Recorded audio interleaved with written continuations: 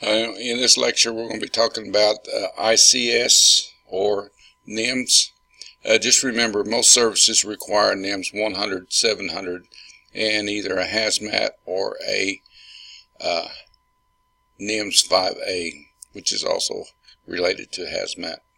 The next three slides are basically going to be your national EMS education standards, so be sure and review these. These are things that you should know about this chapter. Just remember, setting up incident command or on a mass casualty incident, basically you have 3 or more patients that are injured and you're lacking resources. They may be critical. Just remember, this comes under the component of scene size up, so make sure that you understand what incident command system is all about, and make sure that greatest good for the greater number is our goal.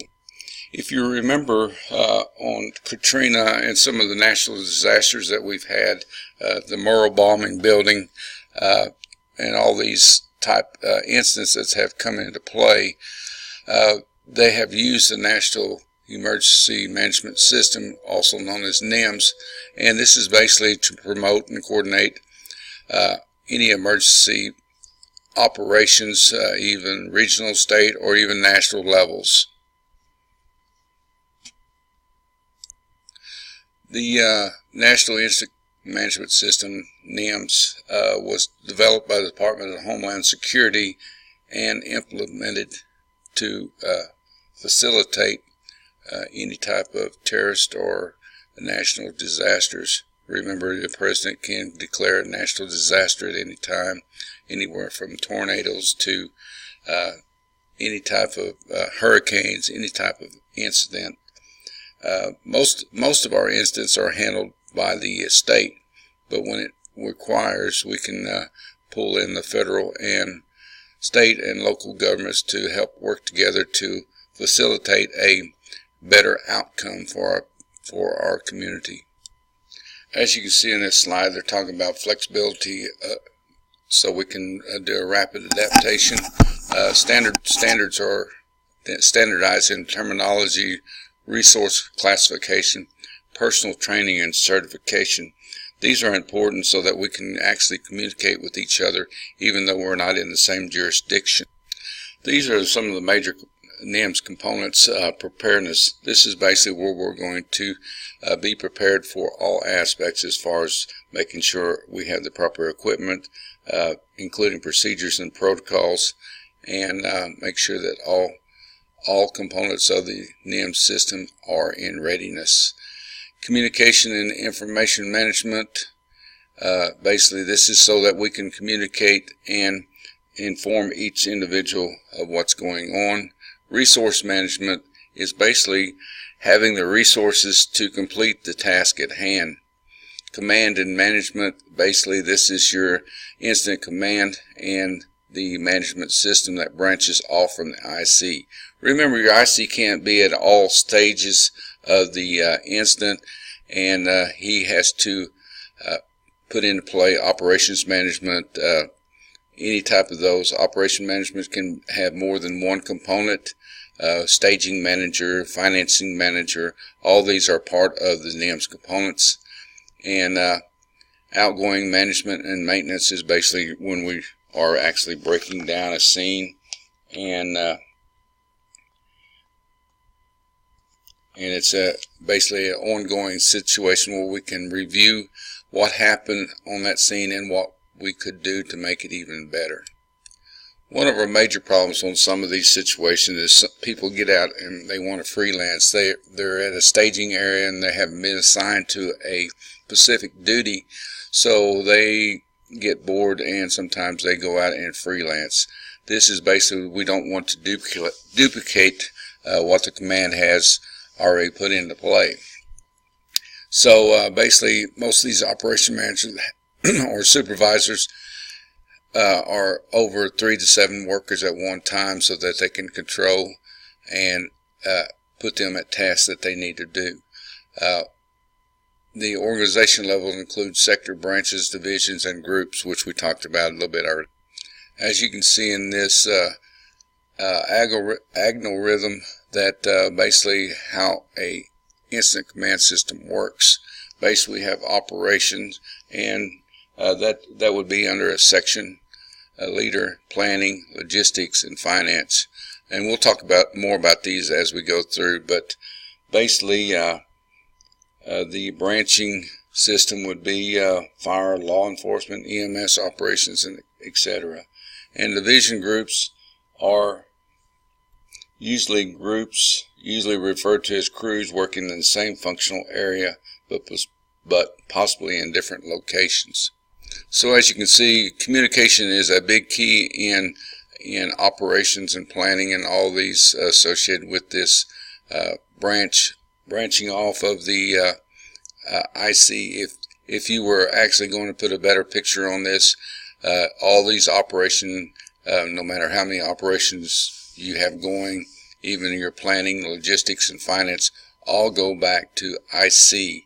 And as you can see, with multiple things going on, IC can't be in control of all these, so he has to delegate to other branches or other operations or branches to facilitate getting the task done. We're going to be talking about this in further slides, but roles and responsibilities, these are basically the logistics of what we need to do, how we need to play these, and to establish a good command system. As you can see, we'll talk about these in further videos. And IC command, IC or incident commander is basically in charge of the overall incident. They're in charge of everything. Everything comes to them to be, if needed, to be approved. Just remember, IC should be in communication with all of its operation managers, and the command post should be located in a specific area and only moved if the situation came into his area. So that way everybody knows where the command post is and where they can check in. Of course, in IC, they may not be proficient in certain areas, and this may be the time when he wants to relinquish command to that specific area to a more experienced person in that situation. As you can see, a finance officer is responsible for documentation, and basically he's going to make sure that the funds are there for all expenditures, and any incident for reimbursement, say somebody needed food, he will work hand in hand with logistics, who is responsible for communicating equipment, food, water, anything that's needed on that scene. And in operation, basically this is the whole operation of the incident. This is basically at the IC's command, but as I said earlier, he may have operation managers in place for each scene, place, or incident that's going on inside. Like if there is a building collapse, he may have several crews working to clear debris. We have people out there search and rescue. All these people will be supervised by operations and report back to the IC. Basically, planning is if there's anything that they need to do, solve problems such as bring in excavators or anything of that nature, or just do search and rescue. They're going to put up a plan that and coordinate areas off to facilitate search and rescue even. You take this sector, you take this sector, and this is basically, they're going to develop a plan of action for the scene. And as you can see, the safety officer has a lot more control than a lot of your operation managers, because if they are there to monitor all the scene and make sure that all conditions are safe. Remember, in your patient's assessment, first thing that we should do is put our body substance isolation and safety as the number one reason, because we all want to go home. So they're in control of that, and they can shut down any operations at any time if they see that there might be a hazard. As we get into terrorism, there may be a situation where there may be a second bomb, or second incident that could cause injury to the responding agencies. So as you can see, they have a lot of control as far as shutting a scene down. Your public information officer is basically a person that has knowledge of the scene and gives clear and understandable information to the media, and so not to cause alarm. The liaison officer relays information and concerns among the command. If there's a situation that comes up, it goes to the general staff and other agencies and always goes to the incident commands. Communication is usually always the downside to any large situation. Communication, one person doesn't know what the other does, so there may be some repetition as far as a scene.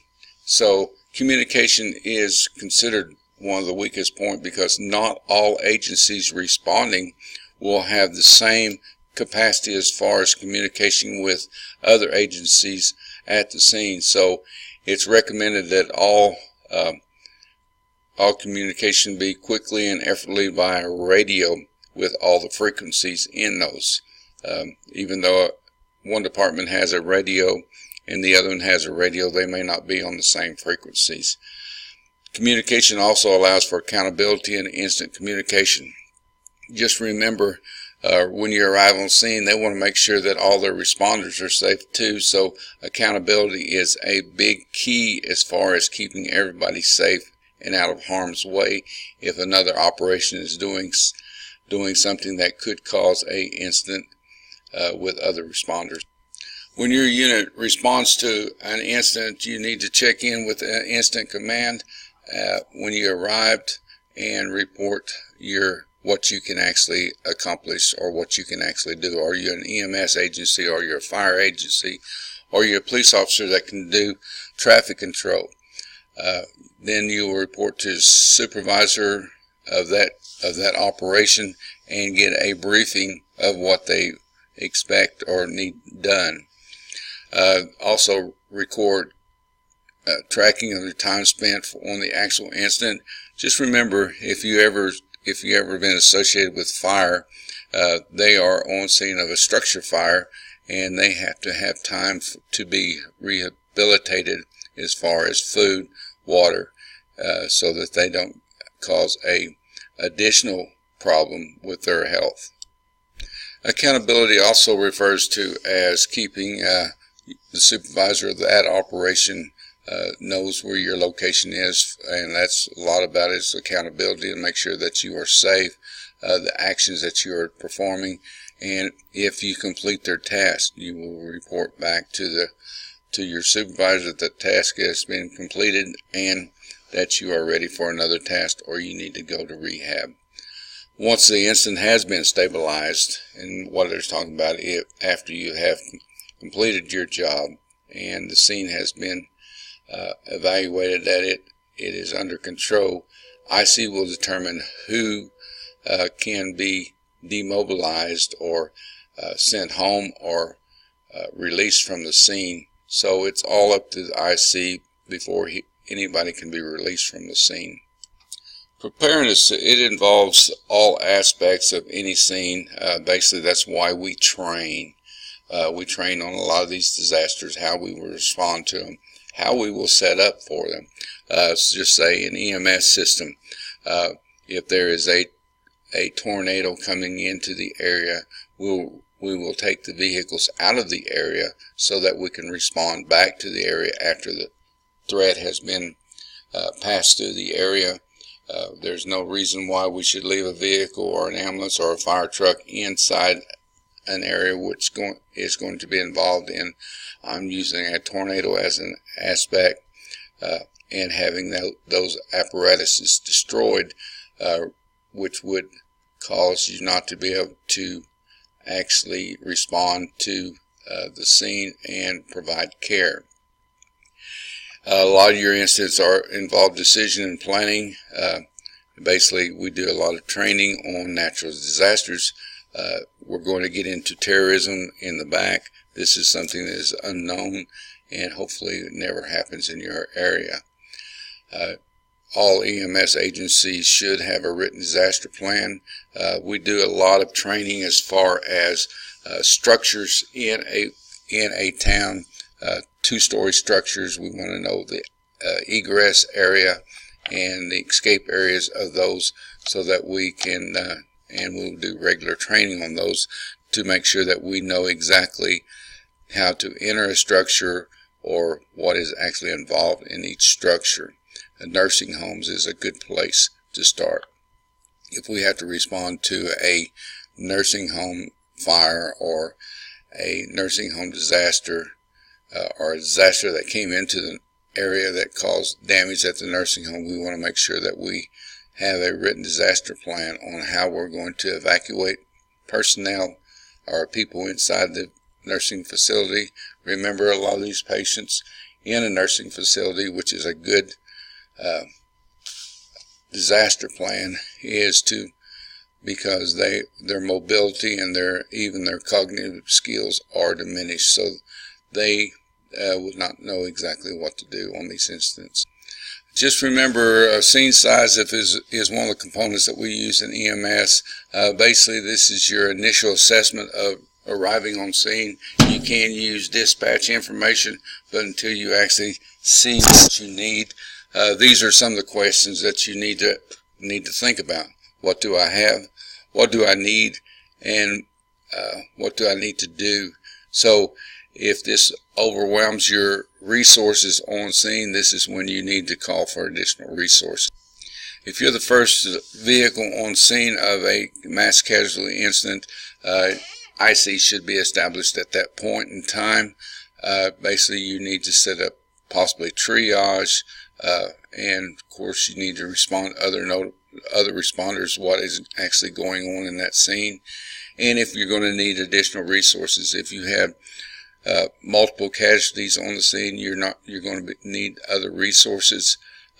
Command should be established early so that all available resources can be dispatched to your area and limit the time of the incident. Communications, which we talked about earlier, was this is one of the components of an incident that is sometimes not very good. So basically, if you can use face-to-face to get your assignments, which you should if you're in a staging area, and communication limited radio traffic. Radio traffic can get snarled, people talking over each other on the radio. So limit your radio traffic to points of fact and keep it short and clear. If you do use a radio, we do not use 10 codes anymore, so a normal communication by verbal is the best. Make sure that your equipment is reliable, it's field tested, and be sure that there are some way that it can be backed up by other resources. So stay on top of your equipment. You should always evaluate your equipment before every shift. You never know when a disaster may occur. We talked about operations. We can actually have a medical incident command, which would be the medical operation, and is also known as a branch of the ICS. Basically, the primary role of EMS branch is triage, treatment, and transport of injured patients. This is basically, be sure and read these. This will give you a good idea of what the EMS branch would be associated with: trauma, with triage, treatment, and transportation. Read each one of those, and that pretty much we'll talk about those in other slides. Triage supervisor of the branch is basically who is in charge of triage. It does not mean that he's going to do all this individually. He's going to have a crew that's going to provide triage for all the patients. Basically, we're going to prioritize each patient and see if they're what level of injuries they have. And but I do not agree with this last statement do not begin treatment until all patients are triaged. Basically what they're saying is you should triage and prioritize each patient. It does not mean that if you have a critical red that you cannot start with another group, start treatment on those patients because they need emergency or immediate treatment. The triage supervisor and the treatment supervisor should work hand in hand as far as prioritizing patients and beginning treatment. There should be an area of triage that is performed, and patients should be moved to the area that is required for their condition. They also will assist with moving patient to a transport area after treatment has been applied. I feel like sometimes the transport supervisor has the largest responsibility. Although we do need to treat our patients, we do not want to overwhelm a hospital or a receiving facility. So the transport supervisor basically will delegate and notify receiving facilities of a mass casualty before we actually start sending. There is no need to send half of them to a trauma hospital when they can only handle 4 or 5 people at one time if they're critical. So the transport supervisor will get with the treatment at triage and start sending these to or distributing these patients to a hospital that is adequate to provide care. If you remember the OSU incident where the lady drove into a crowd, they could have easily overwhelmed Stillwater Hospital, but they actually brought in helicopters and transported a bunch of them to Oklahoma City by medevac and distributed those people so not to overwhelm one hospital. They need to documentate where each individual went and the facility and the destination so that they can understand where each person is and how many patients actually went to that facility. The main goal on this is to get them to definitive care as quickly as possible, but not to overwhelm a receiving facility to the point where they can't provide adequate care for every individual. Staging supervisor, these are the ones that when you arrive on scene, they will stage you in an area until a task is assigned to you. Remember, emergency vehicles must have permission to actually enter a scene, and staging area should be established away from the scene so there is no possibly toxic gas or anything that could cause problems with the crews that are staging. If you do have a physician on scene, sometimes on some of these mass casualty incidents there will be a physician on scene. They can make difficulty triage decisions and provide secondary triage decision in the treatment area. Remember, treatment can be changed in the treatment area due to a patient's condition deteriorating, and they can provide on-scene medical direction for the EMTs and provide care in the treatment sector as appropriate. Rehab supervisor, they're basically there to support the responders with the needs that they need for rest, fluid, food, and basically they're going to be staged away from the situation, and basically there is going to be a person, the rehab supervisor, that will monitor responders' signs of stress. So this will eliminate a problem with responders being stressed due to the size of the scene or to the number of casualties or even to the death. Extrication and special rescue equipment, a lot of times this is associated with fire, but there are levels of fire departments that can do certain aspects of an extrication or a special rescue team. Not all fire departments are trench rescued or swift water rescue. They're just not in that area where that could be a part of their training. This does come under the EMS branch of ICS, but the department that they they have assigned to a certain situation, they should be trained in that situation, and if not, they need to get resources in there that are. Although national disasters do cause death, they need to have a morgue supervisor basically as a mortuary team, medical examiners, coroners that will be on scene, that will remove bodies and even body parts. But the main goal is to keep them out of sight of living patients, and so that they do not get stressed over a loved one or a neighbor. This will take out the stress of the people that are actually being treated and are alive. Mass casualty incidents. This is basically the definition of those involve 3 or more patients. This is a big one right here. It places great demand on the EMS system. We have multiple agencies, and we have a mutual aid with a lot of these agencies in our area. But it will put a great demand on the EMS system. Has the potential to produce multiple casualties. These are some of the 3 main components of a mass casualty incident. As it says in that first line, all systems have different protocols. Not every service has the same protocols. Remember, we have different levels of service. We have a basic service, advanced service, and a paramedic service. So their protocols may be different. Just remember one thing about this slide right here. You cannot treat and transport all injured patients at the same time. That is true, especially when you have a 2-man crew on the truck and you have multiple patients. This is when you would establish triage. Never leave the scene with a patient if there are still other patients who are sick or wounded.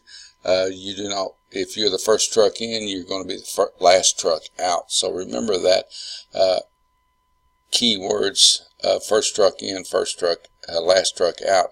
Is basically you want to make sure that you have all the resources needed. Does not mean that you cannot start treating triage first and start treating the patients prior to a second truck or a third truck or a fourth truck arriving. And as we talked about, if you have multiple patients, you do not have enough resources on hand to supply care for these patients. You should declare a MCI and request additional resources. Then you need to initiate ICS and triage proceeds to start facilitating the walk-in wounded versus the patients that are critical and need immediate care. Just remember, as you're doing your National Registry test or any other test, triage is a big deal. So you need to be sure and review all aspects of triage. Triage basically means to sort patients due to the severity of their injuries. Assessment is brief, and patient condition category are based on their injuries. Just remember, though, a patient may not experience a life threat at the initial because of the body is trying to compensate. That's why a primary triage is done in the field and a secondary triage is done as patients are brought into the treatment area. Patients could deteriorate due to the fact of a head injury where they did not display any signs of a head injury besides possibly a laceration or a bump on their head, but could be turned into a hemorrhagic bleed inside the cranial vault, and that's the reason we do a secondary triage, because the patient's condition may deteriorate after we move them to a treatment area. You need to be familiar with the colors of the tag.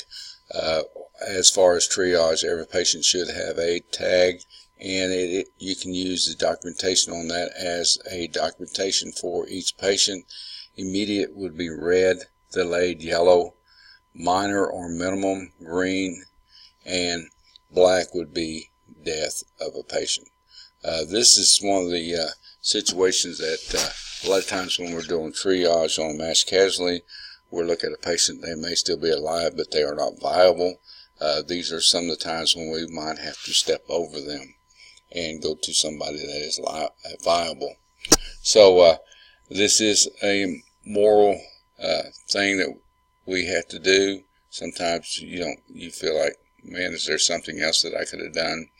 But basically likely to die or they're dead. This is one of the moral things that we have to say, okay, they're going to die. I can't do nothing for them. So you want to make sure that you can work on people that you can actually help. Be sure and review this table 39.1 in your triage priorities. Remember, I told you you'll see a lot of test questions on triage, so you need to know these fairly well. Don't neglect learning your triage situations. When triage starts, you should be trying to tag these patients as early as possible, and on the triage tag it actually gives you information of a patient's condition, and the tag should be weatherproof, easy to read, and color coded. So as we can see, knowing the triage color code, this is how we're going to tag our patients, and this will actually assist in getting the patients that are critical to definitive care quicker, and possibility of survival greatly improved. Be sure and review all we're going to talk about on START triage. Basically, it's a simple and rapid treatment plan. First step is to call out to the patients and ask them if they can walk, they can move, and to direct them to a triage area or to a treatment area. Just remember, we have to prioritize these patients. So if they're basically a walking wounded, they would be a patient that would be last to be evacuated from the scene due to the fact their injuries are not critical. Second step is directed towards non-walking patient. Basically, we're going to assess their respiratory rate, their hemodynamic status, and their neurologic status. These are some of the components of a life threat. And if you see a question on jumpstart triage, these are basically for pediatric patients 8 years or younger or appear to weigh less than 100 pounds. And again, we're going to identify the walking wounded and separate those from a patient that is in respiratory problems. The difference on jump start triage against start triage is the respiratory status. Remember, most children are go into cardiac arrest from hypoxia more than they will from a major blood loss due to them being able to compensate very well. And of course, then we'll go to the respiratory, hemodynamic status, and neurologic status of the patient. Okay, special considerations of triage. If we have a patient that's hysterical or disruptive in our scene, we need to get them off our scene. So we may go ahead and handle them as an immediate priority just to limit the stress on the other patients in the area and get them away from them. Basically, another one would be if we have a person that is sick or injured during the rescue effort itself, should be handled as immediate priority. The last one, a hazmat incident. We want to make sure that all people that are associated with a hazmat incident, that they are decontaminated before we actually place them in the back of the ambulance for transport. We do not want to contaminate ourselves or in a confined area or our equipment associated with the treatment of that patient. All patients that are triaged as red or delayed yellow should be transported by ground or air ambulance. So in other words, we need to get them to definitive care quickly so that they can be treated at a hospital facility. Basically what we're going to do is stabilize them and get them en route. The walking wounded, we can use different type of transport. They state here a bus, but it may be as just a vehicle that we can transport them. Immediate priority patients should be transported 2 at a time. This is basically if our resources are very limited. The only thing bad about priority patients, immediate doing 2 at a time, and you only have one medic in the back of the truck, it's hard to treat both patients at the same time. But again, we need to get them to definitive care as soon as possible, so that may be an alternative as far as getting them off scene and to definitive care as quickly as possible. Any delayed category of patients, basically they're basically walking wounded or slightly injured. These situations we can actually put 2 or 3 of them in the back of the ambulance, as long as we can secure them seatbelt wise. We have possibility of even transporting 4 at a time. We have a gurney, we have a jump seat, and we have a bench seat, which can occupy up to 3 people. So basically we want to get them off scene and get them to a hospital. Does not have to be a level 1 or level 2 hospital, can be transported to a smaller hospital and be treated. Basically dead victims are handled by a lot of times by the medical examiner or even a funeral home. It just depends on the SOPs or standard operating procedure for your area. So this would be a situation where it's really out of our hands. We really do not transport dead people. Basically, a disaster is basically a widespread event, disrupts the function and resources of the community, basically threatens lives and property. These are situations like we talked about, Katrina, something that is widespread, a tornado that has devastated a large area. These are some of the disasters as far as a widespread event. Many disasters may involve personal injury, but many disasters, floods, fire, and hurricane result in widespread injuries. So there may be search and rescue throughout a community and widespread. Basically, disaster management, basically if we are dispatched to an area, we should report to the IC or the operation manager or even the staging area and be assigned a task. Casualty collection over a large area may be established basically when there's overwhelming numbers of casualties. And we've talked about this in class about responding to a hazmat incident. Your first step is to step back and assess the situation, look for multiple patients down. Actually, if you have a pair of binoculars in your truck, with most EMS trucks do, you need to try to assess the placard on the truck and see what materials on that truck and see if it's actually hazard to your health. You do not want to rush into an unsafe scene. It could cause you respiratory problems, or you're not going to be able to assist any patient if you're down too. Basically, take care of yourself and try to refrain from seeing patients down and rushing into the scene. I know that is one of our common things that we want to do, is to help people, but we can't help somebody if we're down. Of course, I told you at the very beginning of this slideshow that if we have a contaminated patient, that we do not want to enter this, put them in the back of the truck. But to further emphasize that on our ICS or NIMS, you are required to have NIMS 100, 700, and a hazmat class. Basically, it is hazmat operation, and this is going to basically give you an understanding of hazardous scene and how to manage a incident like this. And basically, you want to make sure that you understand the potential outcome of any situation involved in a hazmat operation. And again, the hazmat is going to give you the ability to recognize the presence of the hazardous substance and identify the substance, and understanding what you should do as a first responder or a EMS arriving on a hazmat scene. Basically, if you're going to need additional resources, this is another deal during scene size up. If you do run on a hazmat scene and you're not sure of what the hazard is, be sure that you contact a hazmat control team so that they can, this is basically using your resources and communicate this.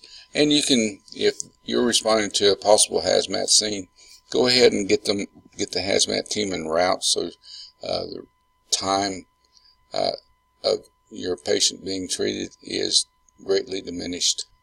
And we've already talked this to death, but basically there's all different types of ways to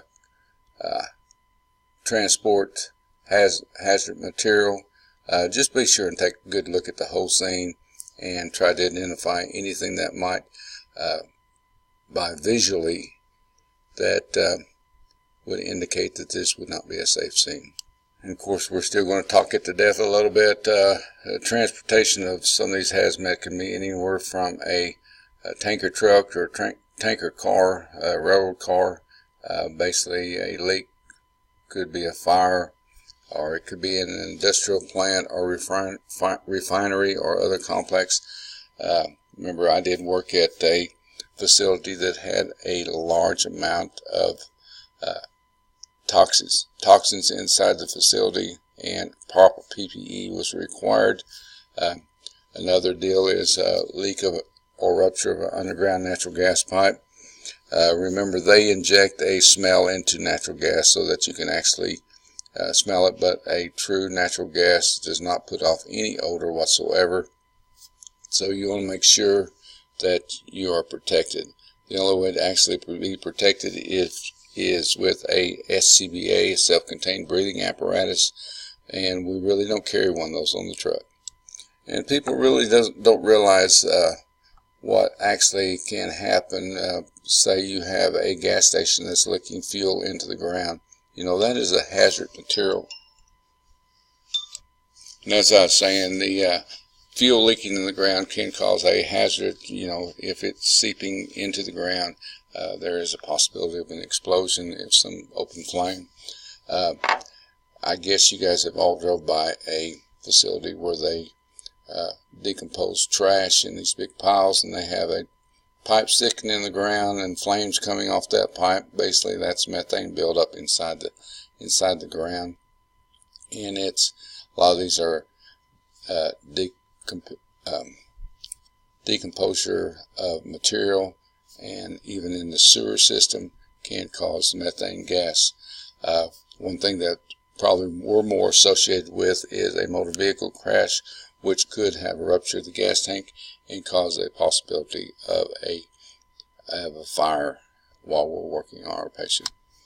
And continue on with recognizing hazard material. These are some of the places that hazard material can be stored: warehouses, hospitals and laboratories, of course industrial complexes, even in residential garage. They can have stored gas, stored propane.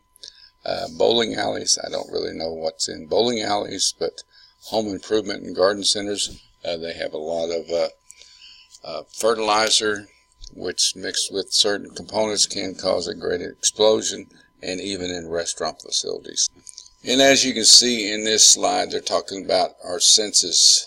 Basically, you don't see anywhere on here about smell, using our sensation of smell. Basically, it's sight and sound. We want to be able to see it. We don't want to get close enough that we can actually inhale any of these toxin gases.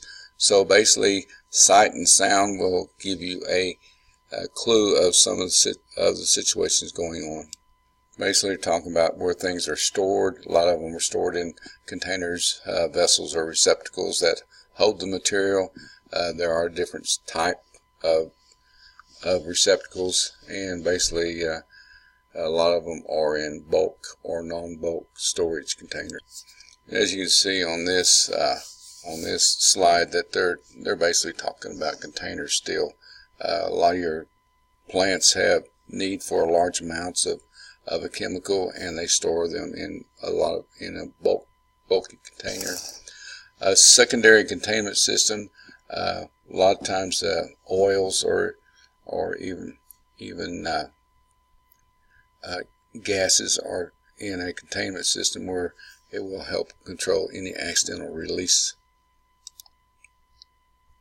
And this is some more container volumes that you can review.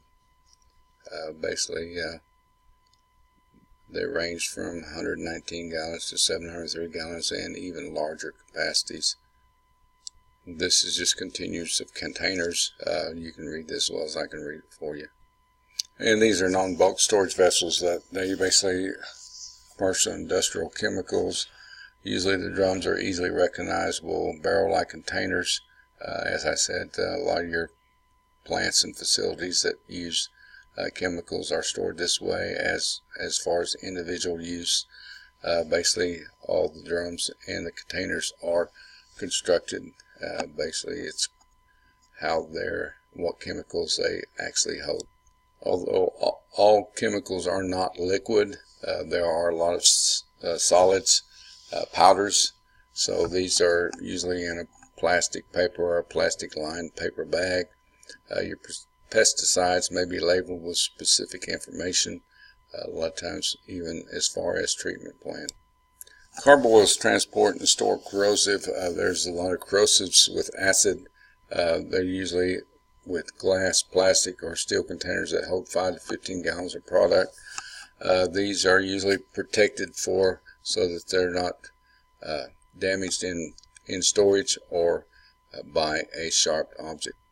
And these are basically compressed gas cylinders. This is something that we're associated with because we carry oxygen, but there are other substances that are actually in those: nitrogen, argon gas, helium, acetylene, all these, and it depends on what's stored in them. Just remember they should be secured in place. We do not want to actually cause a damage to the top of the cylinder. Usually all facilities that are storing this equipment, they should have a placard on the outside of the building marking what's inside. Of course the containers, the packages, the box, and the containers all should have the same placard or label on those. These are just basically a marking system and indicates the hazard that is inside and should be so far from an area for safe distance. But these are basically going to provide you with clues about what's inside the container. These are just some of the signs of different type of placards out there. If they have red with a fire on there, basically a combustible. Then we have oxygen cylinders. All these different placards. Placards are basically a diamond shape, and they have an indication of placed on 4 sides on all transport vehicles, and basically it will indicate what the flammability and problems, caustic, all these on the side of this placard. And as you can see, most of these placards have numbers on those. If you go to the emergency response book and look up the number, it'll tell you exactly what the values or the components of these that is being transported or stored. So all of our vehicles, all of our emergency vehicles have a emergency response book, and basically it tells what the material is by numbers. Just remember, the Department of Transportation does not require placards on all vehicles. So sometimes they may not even have anything labeled. So just be sure and proceed with caution when you arrive on scene on one of these vehicles.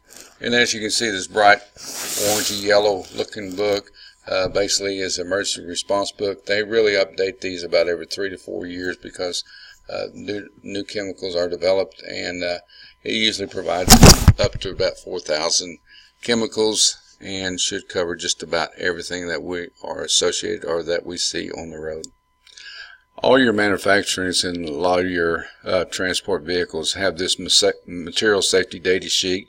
It basically tells you all about the chemicals, the potential hazards, and a lot of times it actually covers the first aid when a person's been exposed, and basically how to handle the material involved. Just remember, most of your vehicles or all your transport vehicles have to have a shipping paper with them, which basically will usually have the MSDS sheet with them. But remember, if they're leaking material, we're not going to go into the scene to retrieve that material to see what they're actually carrying on that truck or vehicle.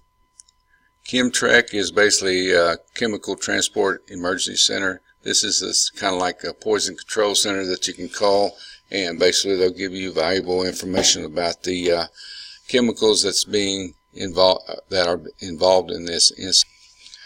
Just remember, even though that we have all this information at our hand, it does not always provide the information that we need.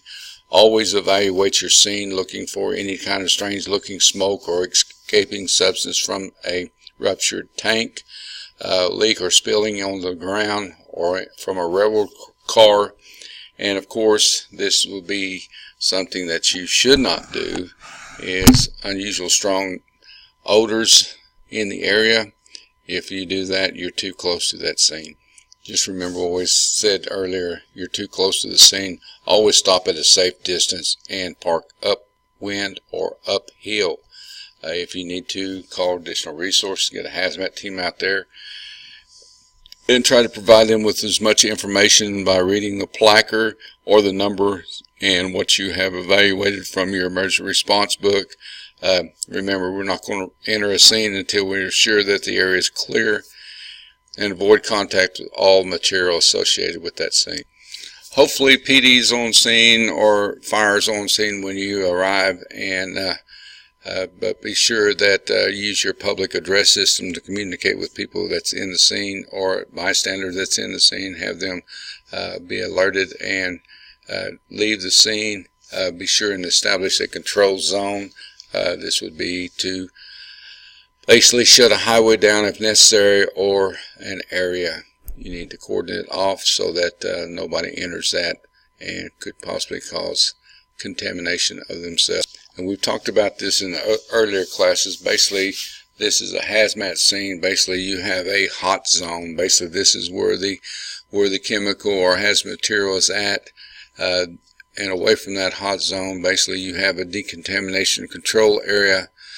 Basically where a patient is or a person is being decontaminated from being in the hot zone. Then the cold zone, this is basically where IC command post is established, and this is where you're going to start your treatment after decontamination. Remember, we do not want to put anybody in our vehicle that is contaminated with a toxic substance, because that toxic substance, basically we're going to be in a confined space with those, and if they have any of that on their body, it can contaminate us and the vehicle itself. Just remember, the hot zone, the only person that can actually go into the hot zone is a hazmat tech. Warm zone, hazmat operation, and cold zone, hazmat awareness. And we already talked about the hot zone just a little bit, but basically it's basically where the toxins is actually in that area. Just remember, everybody leaving that hot zone will have to go through the warm zone, which is basically where they're going to leave the hot zone and be decontaminated before they move out of that area. The warm zone is basically where people make equipment even has to be decontaminated, and the person is moving out of the hot zone and going through decontamination. Should neutralize all properties of the hazmat material. Cold zones basically is a safe area where any personnel can go into. Do not need to wear special protective clothing. Everything should be decontaminated before that area. Basically, this is where EMS provides area for medical monitoring, support, and or treatment after decontamination. Your job as a EMT or role as an EMT in a hazmat operation scene is triage, treatment, transport, and rehabilitation. NFPA 704 basically is talking about hazmat material classification. Basically, hazmat material is considered a health hazard or toxic levels beyond the ability for a person to survive. It can be a fire hazard, chemical reactive hazard, and special hazards. Basically, toxic level, the higher the number, the greater the toxicity of the air. Usually it measures the health risk of the person that comes in contact with that material. This is toxicity level of hazmat material. Basically, it has a rating up to 4. As you can see, the protective equipment that must be used in all these scenes are basically on the right hand side of this, table 39.2. It's not something that we really need to know as far as EMS, but you need to know kind of what levels they are. Basically, 1 slightly hazard, 2 even slightly hazard. But as you can see, they are protecting a person's breathing status with SCBA. 3, it would be an extreme hazard and special suits for exposed skin. And level 4 is a hazmat area where a operation or a tech would have to go into, and they would have to have an extreme hazmat gear to enter that. And here they're talking about the personal protective equipment that must be used. As you can see, it's not a numeral, it is a letter number. So level A would be the most hazardous, and full protection would be required in that. And level B would not be near severe. You wouldn't have to have encapsulating protective clothing, but you would have to have breathing support. And as you can see, the levels as they go down, level C is not near as evasive. Level D, basically work uniforms such as coveralls that avoid minimal protection. All levels require the use of gloves and eye protection. And as you can see, caring for patients, basically this is going to be a hazmat team that does this, but it should be very limited due to the danger, the time constraints, and the bulky protective gear that they wear. A lot of people that are scared will actually cause a disrobing of a person that is trying to help them. When caring for patients, we must address 2 issues. Is it a trauma resulting from maybe a vehicle collision, fire, or even an explosion which causing greater force on the body, or a injury, a harm that results from exposure to toxic hazardous substance, usually a respiratory. Most toxins are usually serious injuries and death usually occur because of the airway and breathing problems. In some cases, the hazmat team may find patients who need immediate care in the treatment before the decontamination area has been set up. Guys, make sure that you take all the precautions as in the next slide. If you ever enter a hazmat area, more than likely you will never enter a hazmat area, but we'll review those on the next slide. You really need to be at a hazmat operation level or a tech level to actually enter a scene. But these are some of the protective equipment that you need to wear. Self-contained breathing apparatus, because you don't want to be in the same situation as your patient. 2 pairs of gloves, goggles or face shield, a protective coat, respiratory protection, and a disposable fluid apron, impregnated apron. So these are some of the components that you'll need to wear. But trust me, you should never enter a hazmat hot zone until the patient has been decontaminated. Be sure and do these review questions and make sure that you kind of understand everything about this this slideshow and or this PowerPoint. Be sure that you understand ICS or the components of it, and be able to evaluate. Like I said in the very first slide, NIMS 100, NIMS 700, and NIMS 5A are almost always associated with all EMS agency. You need to know these.